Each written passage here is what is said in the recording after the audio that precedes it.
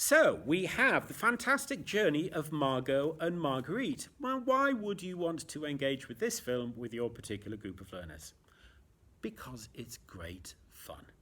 Uh, it is one of those films. The first time I saw it, it made me laugh out loud, and that was even in the face of it being a kind of film that we've seen many times before. The idea of body swap, switching places, and a little element of time travel. These are all familiar themes that we've seen in films for young people in the past.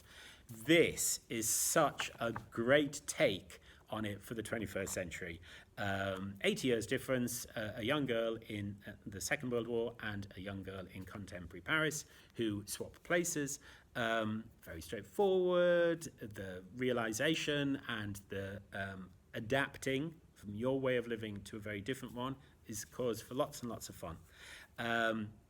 It's fabulously performed. The girl who plays both parts, yes, it is the same actress, we all had to check. She plays the sulky contemporary teen and the wide-eyed, slightly naive girl from the Second World War. Fantastic, and the growth and the journey that they both individually go on is beautifully captured. It's fantastic, a fantastic performance.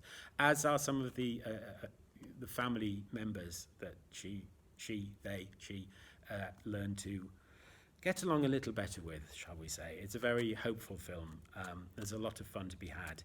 The one thing that I need to flag up, and this is why we've said 12 plus, although I have to say that younger audiences, 10 plus, would get such a kick out of this film. It is very funny, is the language issue. It's one of those things we always talk about, trying to find the most appropriate age range for particular things. And with some European films, some international films, there is a different understanding of taboos in terms of language and sex and violence and drugs.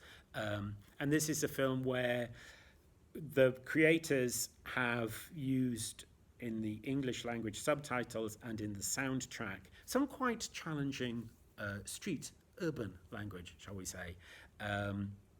As with all of these things, you tend to start off counting them, and then there's a point at which you think, oh, possibly quite a number of those. So we do have to flag up that there's a lot of potential language concern within this particular film. And as with all of these things, what I would do is recommend that you look closely at the resource pack. Now, we've done 2 resource packs, one for learners of French and one for people who are studying film in English for literacy, for a variety of reasons.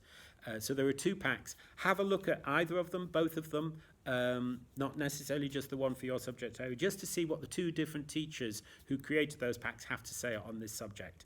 I think it's a real shame. You know, I would love to be able to say, yes, everybody will enjoy and get a kick out of this film, but because of that one particular language issue, we do need to be a little careful so that nobody ends up in the auditorium or watching this film in the classroom by accident and then is suddenly knocked over by the some of the film director's choices in terms of text and soundtrack.